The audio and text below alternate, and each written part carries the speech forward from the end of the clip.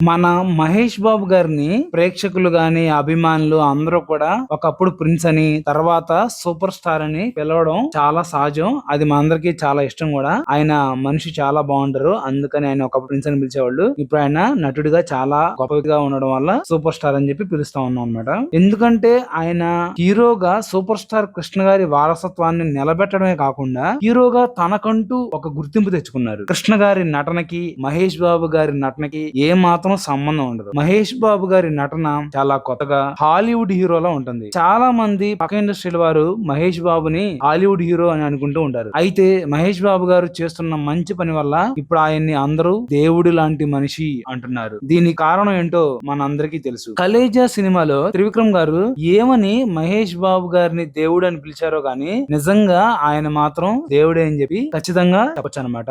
ఆయన హార్ట్ లో హోల్ ఉన్న చాలా మంది పిల్లలకి ఆపరేషన్స్ చేయించి వారికి మంచి ఆరోగ్యాన్ని ఇస్తూ ఆ పిల్లల్ని కాపాడుతున్నారు. ఆ పిల్లల్ని కాపాడడం ద్వారా ఆ తల్లిదండ్రులకు ఎంతో ఆనందాన్ని కూడా అందిస్తారు. అలా తక్కువ ఖర్చుతో తమ పిల్లల ఆరోగ్యాన్ని సరిచేసిన మహేష్ బాబు గారిని ఆ తల్లిదండ్రులు, పిల్లలు సహా మిగిలిన కుటుంబ సభ్యులంతా ఆయన్ని దేవుడు అని, దేవుడు లాంటి మనిషి అని అంటున్నారు. మనిషికి దేవుడికి ఉన్న తేడా ఏంటి? మనిషి సాటి మనిషిని పట్టించుకోడు, సాటి మనుషుల అవసరాలు తీర్చలేడు. కానీ దేవుడు మాత్రం మనుషులకి పట్టించుకుంటూ వారి అవసరాలను, కోరికలను తీరుస్తాడు. మరి ఒక మనిషి తనకు కలిగిన బాధ మరొకరి కలగకూడదని భావించి అలాంటి కష్టం ఎవరికి వచ్చినా నేనున్నాను అంటూ ఎదురు వచ్చి మరీ ఆ కష్టాన్ని తీరిస్తే అతన్ని ఖచ్చితంగా దేవుడు అని అంటాం. సూపర్ స్టార్ మహేష్ బాబు గారు కూడా ఆయన కొడుకు గౌతమ్ పుట్టినప్పుడు ఆ బాబుకి ఆరోగ్యపరంగా ఉన్న సమస్యని తన దగ్గర డబ్బులు ఉన్న కారణంగా తొందరగా తగ్గించుకొని ఆరోగ్య సమస్య నుంచి గౌతమ్ బాబుని రక్షించుకున్నారు. అంతటితో ఆయన అమ్మయ్య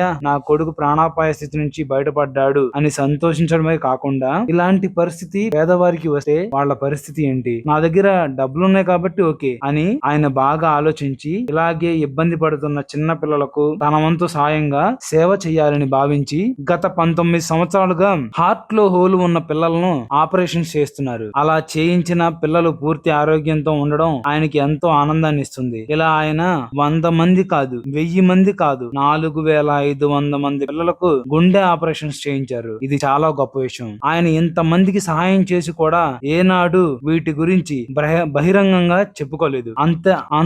అంతే సైలెంట్ గా ఉన్నారు. ప్రజలకు సహాయం చేయడమే గొప్ప విషయం అయితే దాని గురించి చెప్పకపోవడం ఇంకా గొప్ప విషయం. అందుకే ఆయన్ని దేవుడు లాంటి మనిషి అని ప్రజలు, అభిమానులు అంటున్నారు. అంతేగాక ఆయన సొంత ఊరు బుర్రెపాలాన్ని కూడా ఆయన దత్తత తీసుకొని దాన్ని అన్ని రకాలుగా అభివృద్ధి చేస్తున్నారు. కృష్ణ గారు ఒకప్పుడు నిర్మాతలకు సహాయం చేసి దేవుడు అని పిలిపించుకున్నారు. ఇప్పుడు మహేష్ బాబు గారు కూడా కృష్ణ గారి లాగానే సూపర్ స్టార్ అనే బిరుదును మాత్రమే కాకుండా దేవుడు లాంటి మనిషి అని మాటని కూడా అనిపించుకుంటున్నారు. చూసారా, మహేష్ బాబు గారు లాంటి గొప్ప వ్యక్తులు ఇంకా సమాజంలో ఎంతో మంది ఉన్నారు. వాళ్ళందరినీ ప్రోత్సహించాలంటే మనం వాళ్ళని అప్పుడప్పుడు ఇలా గుర్తు చేసుకుంటూ వాళ్ళ గొప్పదనాన్ని స్మరించుకుంటూ మనం కూడా స్ఫూర్తిని పొందుతూ మనకు కూడా వీలైనంత సాయాన్ని సాటి వారికి చేస్తూ ఇంకా జీవితంలో పైకి ఎదగాలని మనందరం కోరుకుందాం. అలాగే ఇలా చేస్తున్న మహేష్ బాబు గారిని ఎప్పటికీ అభినందిద్దాం.